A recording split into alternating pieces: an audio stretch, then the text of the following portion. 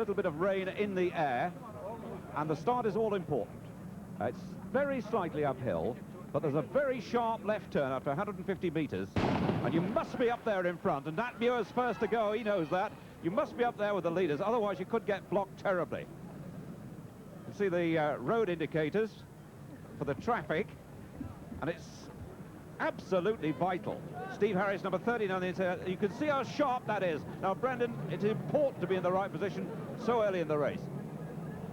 Absolutely, because if you're not in a position at that bend, then you could easily get mown over. But normally athletes don't have to run through courses where the bends are as tight as that.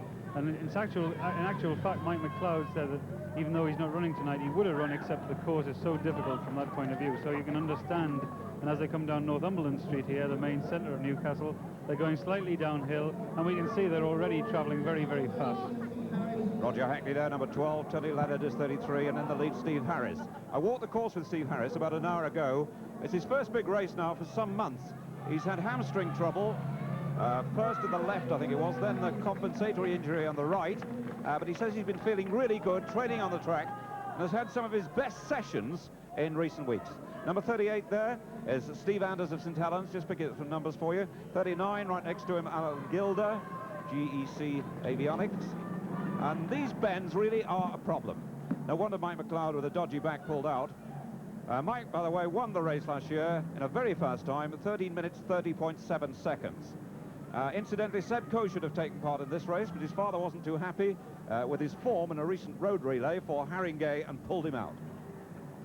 Well, it's interesting to see Steve Harris take up the running, because he had such a great season in 1983, a brilliant junior cross-country man, and then had a bad season, a real season he'll want to forget in 84, but there he is, looking good, wearing the Shaftesbury colours. Jonathan Richards, number 15, now in the senior ranks, 18th in the National Cross-Country Championship from the Duchy of Cornwall. He really is maturing all the time, and I'm surprised a little bit, David, that David Lewis left himself a little bit back and a little bit of work to do. He's got to get himself sorted out. He's got himself buried in about 15th place at the moment. He's just behind Nat Muir wearing the headband there, but I'm not surprised, though, David Lewis is in that situation. I think he indicated to Brendan Foster just before the race started that he was feeling tired, and it's not surprising. That grueling race in the International or the World Cross Country Championship in Lisbon, he won the National, and I am a firm believer in the fact that we've got to do something about our national selection for the World Championships nowadays. The National Cross Country Championship is far too close to the World Championship for athletes to recover, and we're probably getting the wrong team in those World Championships.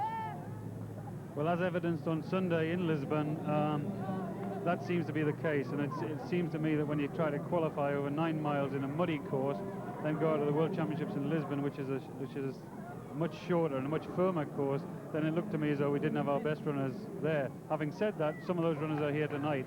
One of them I would figure quite largely would be Eamon Martin, who happens to be just in the back of that group, looking quite comfortable, just on the edge of our shot there, alongside Paul Davis-Hale.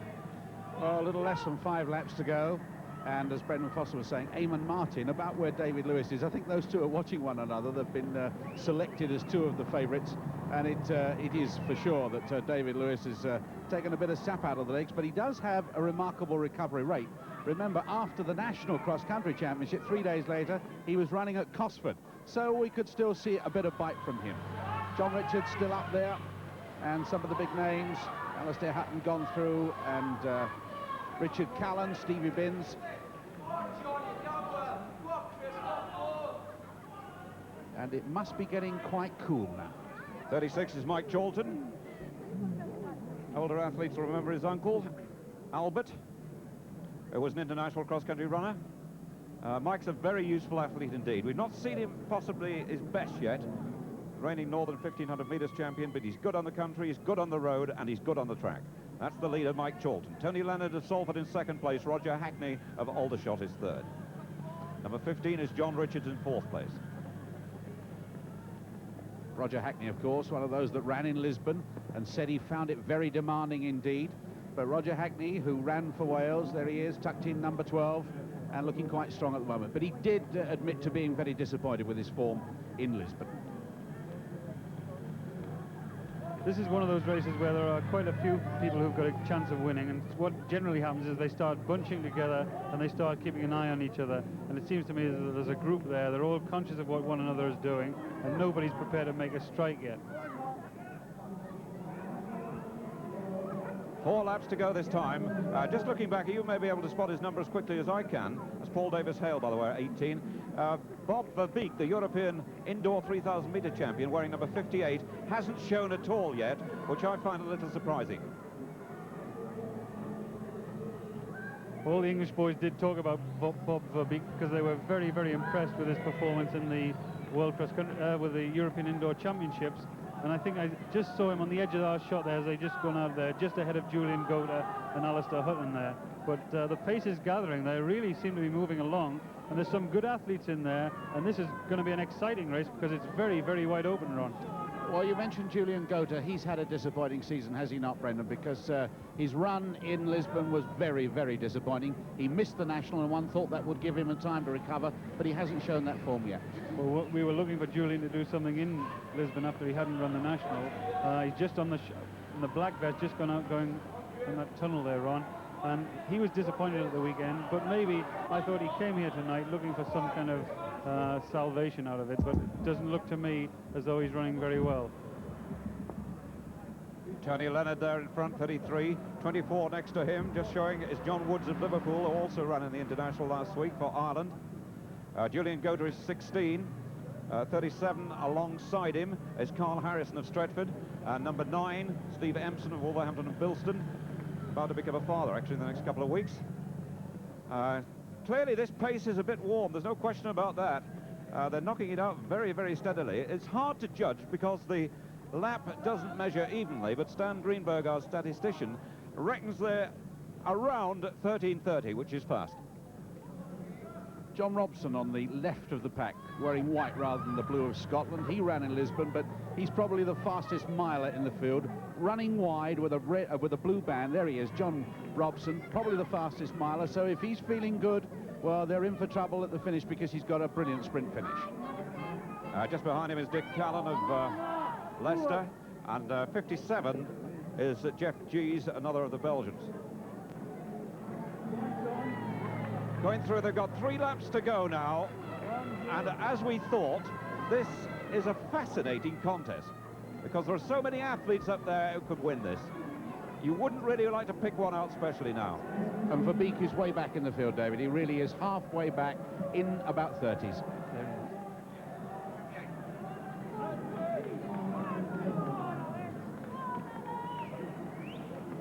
Well, as you were saying there, David, any one of these runners could win this race, and Bob Verbeek, who we were looking at earlier, is way behind Nat Muir now, who we're just seeing going there following Steve Harris.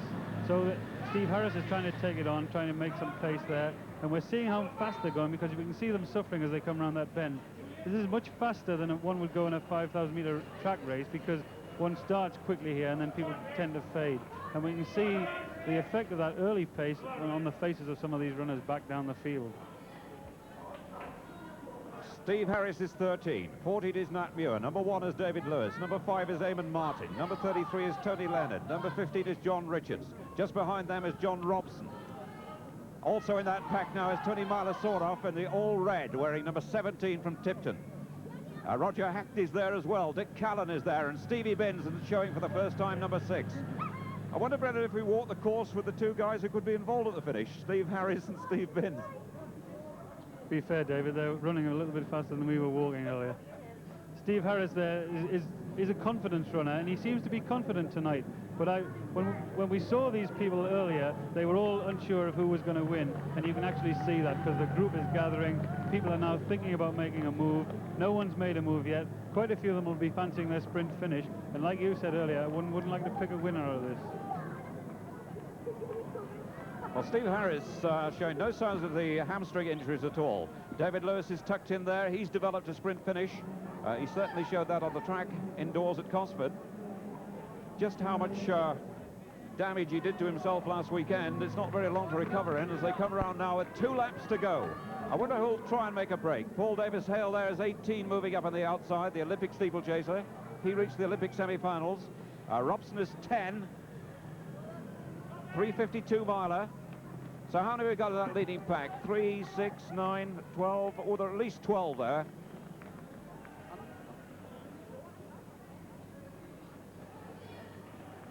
But there's some scalps available. There are about 1.5 laps to go, and I think someone like Steve Binns, who's moving up on the outside here, should be trying to make a move. A little bit of jostling there, because that's because the group are now gathering. They're gathering for the last rush over the last lap.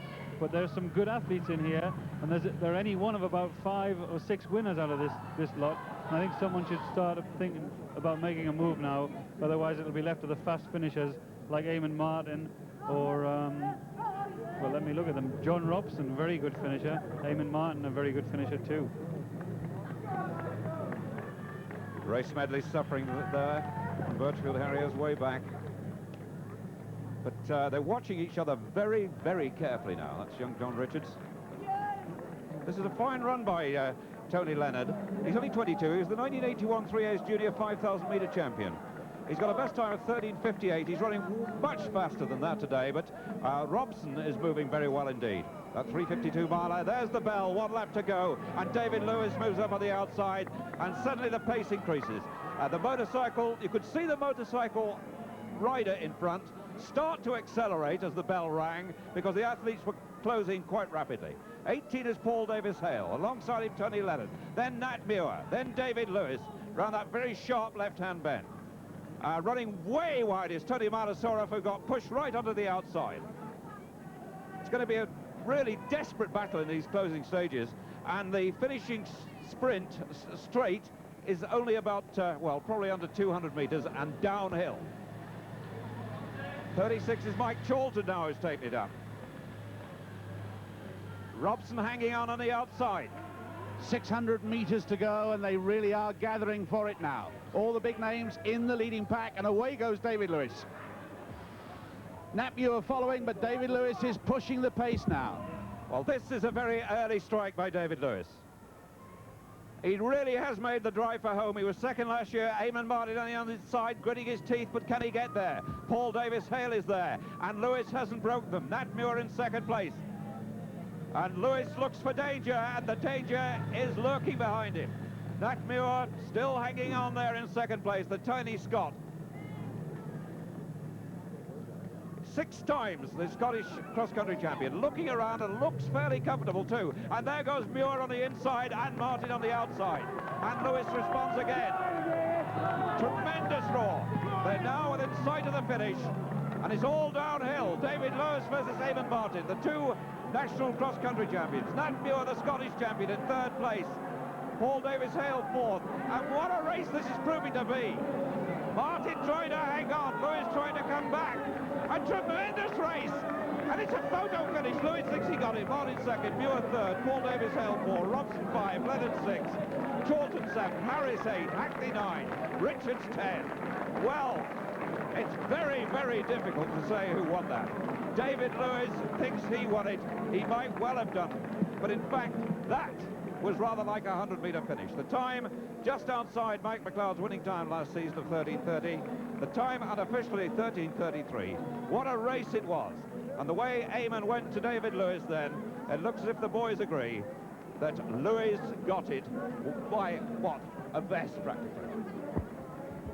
The thickness of a vest, David, but what a race. I mean, if those 2 boys run as aggressively on the track this summer as they did tonight in the middle of Newcastle, I think we're going to see a really interesting track season over 5,000 metres. And Brendan, if the winter is preparation for the summer, David Lewis has got some summer to come. He's been good on the boards, good on the country, good on the road. It's been a magnificent year for him.